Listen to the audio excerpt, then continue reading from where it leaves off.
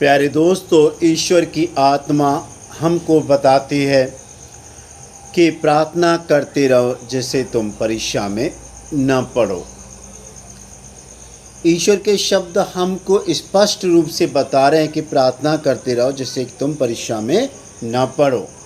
हम सबको पता है परीक्षा तो इंसान के जीवन में आती हैं और परीक्षाओं का आना लाजमी भी है।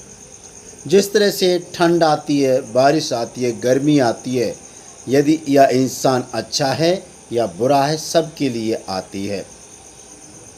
उसी तरह से इस इंसान के जीवन में दुख आएंगे, संकट आएंगे, परेशानी आएंगी ज़रूर। लेकिन ईश्वर जो हमसे वायदा करते हैं कि परीक्षा से खरा उतरना है, ईश्वर का सानंद लेना है, ईश्वर के नज़दीक आना है, तो परीक्षा से बाहर आने के लिए हम सबको प्रार्थना करनी पड़ेगी। क्योंकि ईश्वर हमसे बताते हैं प्रार्थना करते रहो जिससे कि तुम परीक्षा में ना पढ़ो। ईश्वर हम पहले से हमको आगाह कर रहे हैं कि परीक्षा तो आएंगी, परीक्षा आएगी अच्छे के लिए भी, परीक्षा आएगी बुरे के लिए भी। जिस तरह से कभी कभी आपने देखा होगा कि कहीं बाढ़ आ जाती है या कहीं धरती फट जाती है या बादल फट जाते हैं, तो देखा होगा बहुत सारे एग्जाम्पल होते हैं कि अमुक आदमी बच गया। आपने ज़रूर सुना होगा, ज़रूर पढ़ा होगा और ज़रूर देखा भी होगा। हो सकता है कि आपने इस चीज़ का अनुभव भी किया होगा। तो ऐसी बात नहीं है कि हम सब लोग पूजा पाठ करने वाले, प्रार्थना करने वाले लोग हैं और ईश्वर के सानिध्य में भी हम रहते हैं। लेकिन कभी कभी ये देखा गया है कि लोग बोलते हैं कि जो मनुष्य, जो इंसान अनेक प्रकार के पाप कर रहा है, वो फल रहा है, फूल रहा है, और जो ईश्वर के सानिध्य में पूजा पाठ करने वाला, वो हमेशा परेशान रहता है, हमेशा संकटों से घिरा रहता है और हमेशा झंझटों से जूझता रहता, संकटों से जूझता रहता है। एक मनुष्य मेरे से बोला कि आप तो बहुत पूजा पाठ करते हो, बहुत ईश्वर का नाम लेते हो, प्रार्थना करते हो, लेकिन मैंने देखा है कभी आपके खांसी, बुखार, पेट में दर्द, ये हुआ, ऐसे करके बोल रहा था। देखो, मैं तो कुछ नहीं करता, मैं ठीक रहता हूँ।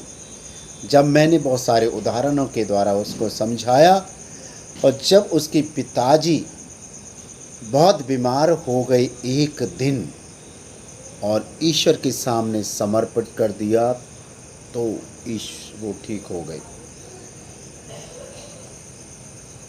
तो ठीक हो एक केवल प्रार्थना के बल पर। क्योंकि आपने देखा होगा, क्योंकि ईश्वर कभी किसी को मारना नहीं चाहता। ईश्वर चाहता है सब लोग भले रहें, चंगे रहें, स्वस्थ रहें, निरोगी रहें और हर प्रकार के दुख, संकट, परेशानियों से बचते रहें। ईश्वर यही चाहता है। लेकिन हमारे जीवन में दुखों का आना लाजमी है। जैसे ईश्वर बोलते हैं, सब बताते हैं, आप भी जानते हो, मैं भी जानता हूँ। लेकिन अक्सर हमारे जीवन में क्या होता है, जब हमारी गाड़ी, जैसे उदाहरण के लिए हम अच्छी जगह पे काम करते हैं, हमारे पास मंथली पैसा आता है या डेली हमारा बिजनेस से डेली पैसा आता है, या और भी कोई कार्य करते हैं जो उससे हमारा पैसा आता है, लेकिन उस स्थिति में इंसान ईश्वर का नाम लेना भूल जाता है।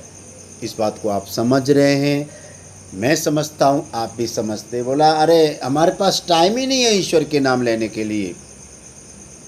जब समय आता है ना, जब बहुत देर हो चुकी होती है, जब परीक्षा आती हैं, जो परीक्षा आएंगी और आती हैं, जब ईश्वर का नाम नहीं लिया था, तो उसका तो रखवाला ईश्वर जाने कौन। ईश्वर की नज़र में तो वो ईश्वर के पास कभी नहीं आया। अब ईश्वर से बोले कि ईश्वर मुझे ठीक कर दे, तो बहुत टाइम लगेगा। ठीक हो जाएगा। अपने आप को अंगीकार करना पड़ेगा ईश्वर के सामने। मैंने जाने अनजाने में जो भी पाप किए मैं उनके लिए मैं क्षमा मांगता हूँ, मुझे माफ़ कर देना। और मैं निष्कपट हृदय से तेरे सानिध्य में जीवन में बिताना चाहता हूँ। तो प्यारे दोस्तों, हम ये ना समझें कि हम दिन प्रतिदिन काम करें, हमारे पास गाड़ी है, बंगला है, सोना है, चांदी है, बैंक बैलेंस है, बहुत सारी कोठियाँ हैं। दोस्तों, ये मायने नहीं रखती। मैं बार बार यही बात बता रहा हूँ। यदि पैसा किसी की मदद करता तो कोरोना के समय में लाखों लोग बच गए होते। आपने भी देखा होगा, सुना होगा, लोग नोटों की गड्डियों पे सोते थे। ईश्वर की इच्छा नहीं होती, नहीं बचे। कहते हैं ना, ईश्वर चाहे तो पहाड़ को गिरा दे और चाहे तो तिनके में सहारा डाल दे। ईश्वर डालता है तिनके में सहारा, और ईश्वर पहाड़ को भी गिराता है। ईश्वर बार बार हमको मौका देता है, चांस देता है, हम सुधर जाए, इम्प्रूव कर लें अपने जीवन में, अपने व्यक्तिगत व्यवहार में। लेकिन ईश्वर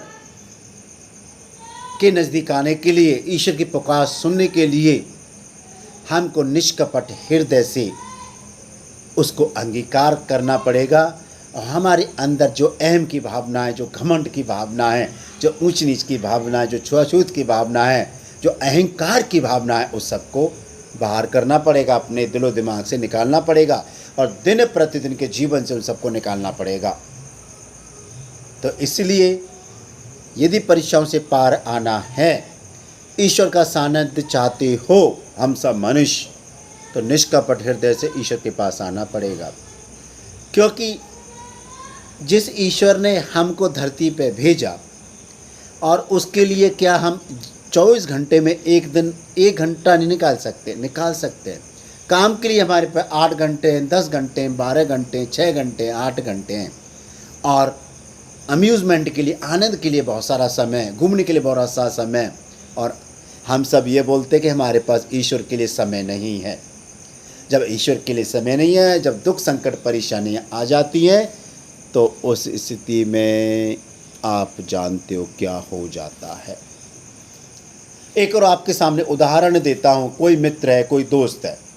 यदि हमारा कोई मित्र, अजीज मित्र है, दोस्त है, यदि हम किसी से कुछ पैसे मांगे, जो उससे हमारी बरसों पुरानी दोस्ती है, कि मुझे कुछ पैसे दे दिया, मदद कीजिए, वो दोस्त हमारी मदद कर देगा, शायद पैसे भी दे देगा, क्योंकि विश्वास है, हमें दिन प्रतिदिन मिलता रहता है, हमें दे देगा, पैसा वापस लौटा देगा। इसी तरह से यदि हम किसी राहगीर से, जिसको हम नहीं जानते हैं, बोले भैया मुझे कुछ पैसे दो, तो मदद कर दो, तो शायद वो नहीं कर पाएगा। बोलेगा मैं तो आपको जानता ही नहीं, कभी मैं तो आपको कभी जानता नहीं कि आप कहाँ के रहने वाले हो और कहाँ रहते हो, मैं नहीं जानता कि आपको मैं पैसा दूं या मदद करूं, तो मुकर जाएगा, नहीं देगा। उसी तरह से हम दिन प्रतिदिन के जीवन में यदि ईश्वर से जुड़े रहें और ईश्वर के सानिध्य प्राप्त करते रहें, जब समय आएगा दुख संकट परेशानियों का, तो ईश्वर के सामने हम अंगीकार करेंगे, ईश्वर के सामने प्रार्थना करेंगे, ईश्वर जो मेरे घर में दुख संकट परेशानी आई हैं उनको तू ही संभाल। ईश्वर चुटकियों में हल कर देगा समस्या को।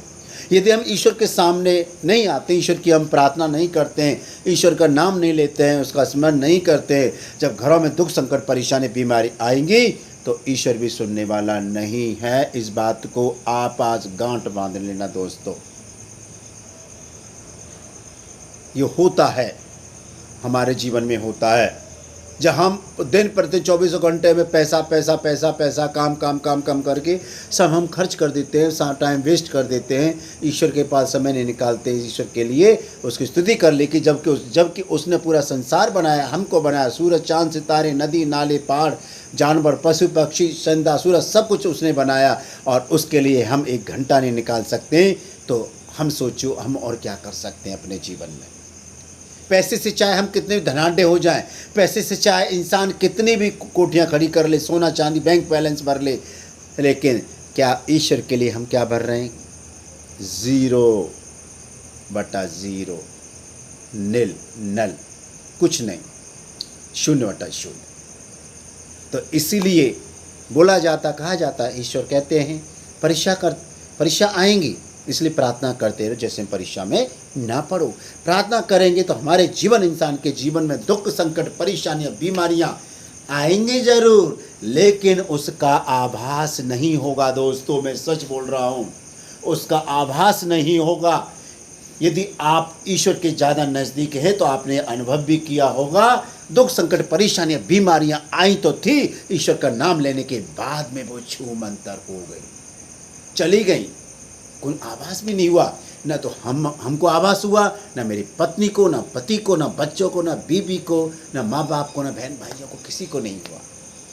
ये होता है प्रार्थना की शक्ति में ताकत। प्रार्थना में ताकत होती है, शक्ति होती है, प्रार्थना में हिम्मत होती है, साहस होता है, और सकारात्मक रूप से हम आगे बढ़ते जाते हैं। तो प्यारे दोस्तों, हम सबको पता है परीक्षा आएंगी, परीक्षा से पार होने के लिए प्रार्थना करते रहो, जिससे हम सब परीक्षा में ना पड़े। ईश्वर आपको आशीष दे।